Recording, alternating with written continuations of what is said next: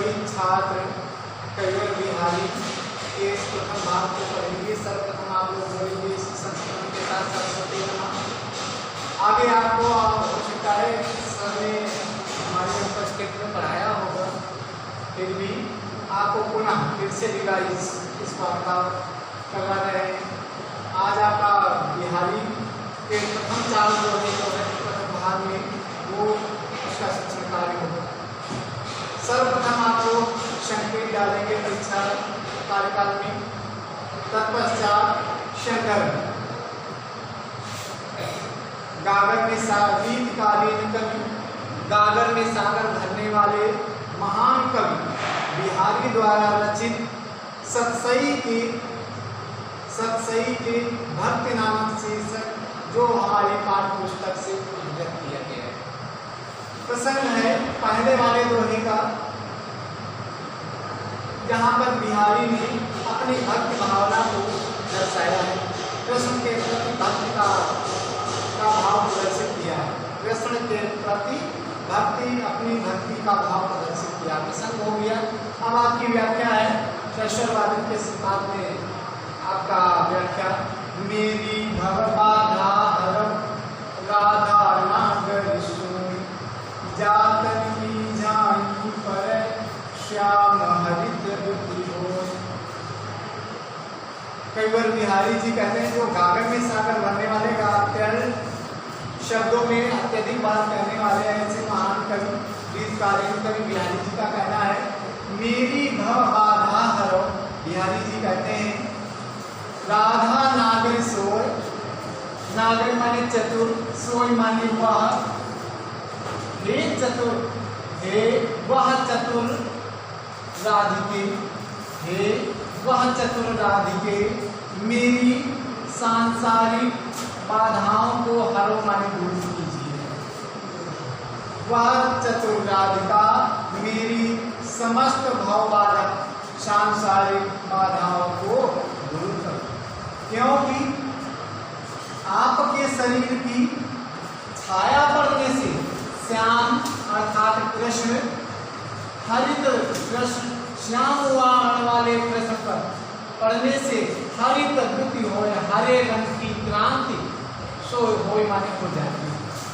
नीचे वाली लाइन का विषय क्योंकि हे राधिके वह चतुर राधिका मेरी सांसारिक बाधाओं को दूर करो, क्योंकि आपके शरीर की परछाई पड़ने से श्याम वर्ण वाले कृष्ण परछाई पर, क्योंकि श्याम वर्ण वाले कृष्ण हरि क्रांति के हो जाते हैं। अर्थात राधा इतनी सुंदर है क्योंकि राधा का रंग गौर वर्ण था। गौर का तात्पर्य होता है पीला होता है, और श्याम का मतलब काला, कृष्ण काले थे, इसलिए काले अर्थात नीले और पीले को एक में मिलाने पर, मिश्रण किए जाने पर हरे रंग का पदार्थ बनता है। इसलिए राधा के शरीर की जब परछाई कृष्ण के ऊपर पड़ती थी तो उनकी वह परछाई हरे ही रंग की मालूम होती है। इसलिए यहाँ पे एक वैज्ञानिक दूसरा अर्थ देखिए, श्लेष का बहुत अनूठा वर्णन किया गया है, क्योंकि दूसरा इसका अर्थ है राधा माने होता है हल्दी, नागर माने नागर होता, सोय माने सोयाबीन, बाधा माने पीला, भाव माने हो मेरी दूध, जातन की तन शरीर पर झाई एक काले रंग की धब्बे बन जाते हैं, रोग होता है, उसके द्वारा वो श्याम माने काले, हरित बुद्धि, हरित माने हरे रंग का, की चमक, बुद्ध माने चमक होने लगती। अर्थ नहीं तो फिर से पुनः, जब हल्दी, नागर मोथा और सोयाबीन लगाने से तन माने शरीर की समस्त झाइयां अर्थात काले रंग की जितनी भी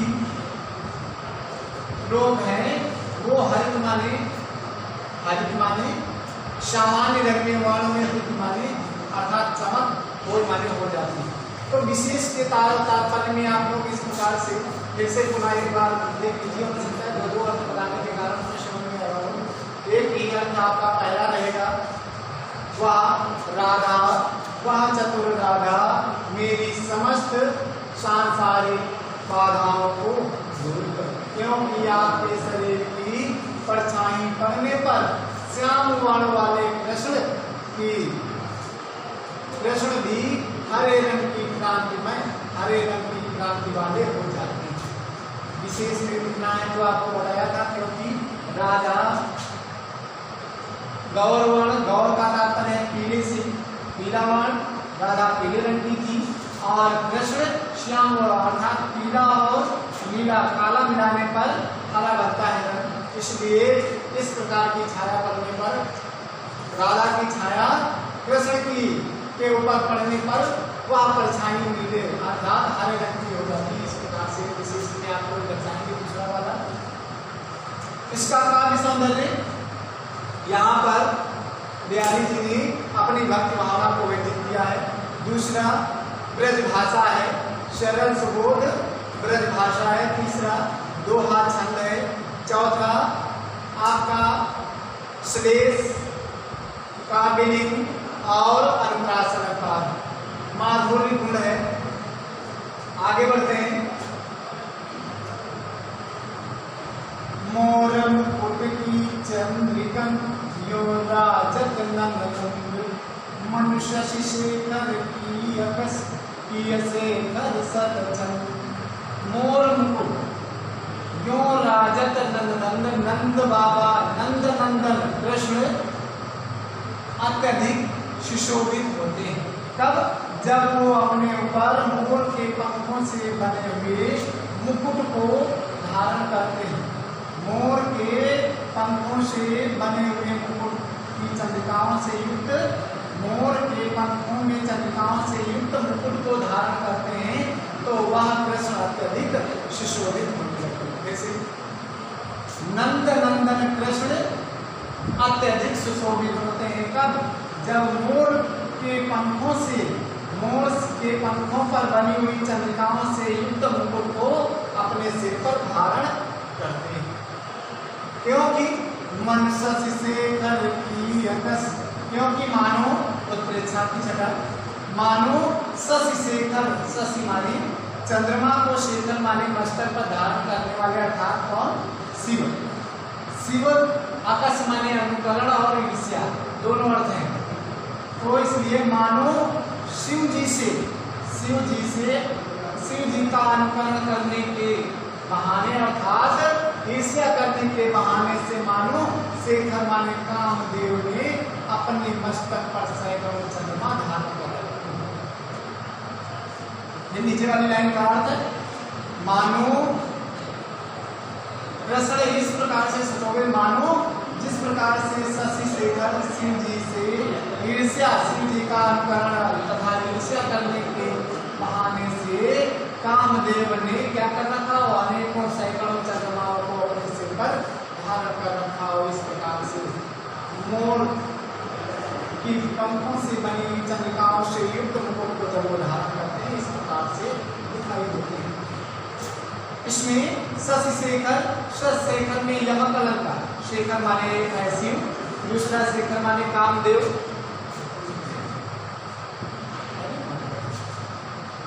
तो यहाँ पे यमक अलंकार और अंतरास के साथ ये दोनों अलंकार हैं और आपका भक्ति भावना व्यक्त की गई और आपका शेष जो आपको ऊपर बताया गया था ब्रज भाषा है, दोहा छंद है, अलंकारिक शैली है।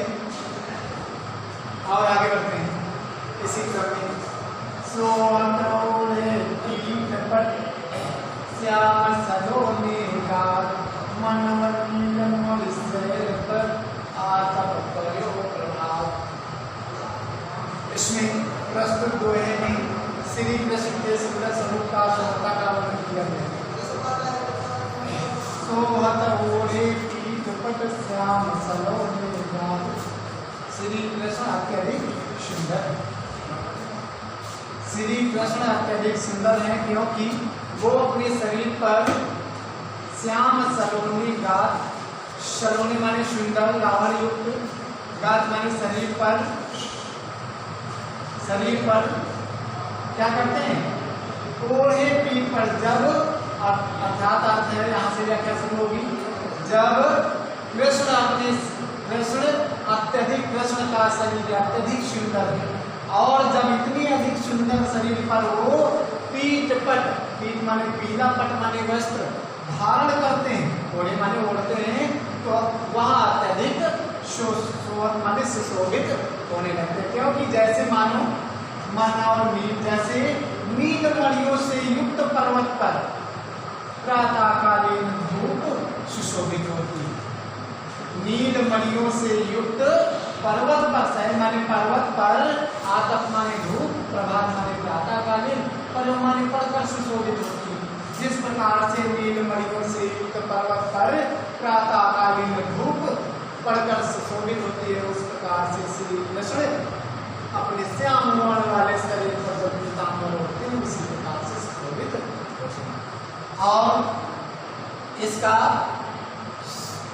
श्री कृष्ण के सुंदर लावण्य शरीर का वर्णन किया गया है रियायत के द्वारा।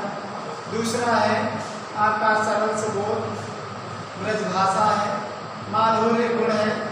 तीसरा दोहा छंद है, उत्प्रेक्षा अलंकार है। मनो शब्द आया है क्योंकि यहाँ पे उपमेय में उपमान की संभावना की गई। और आगे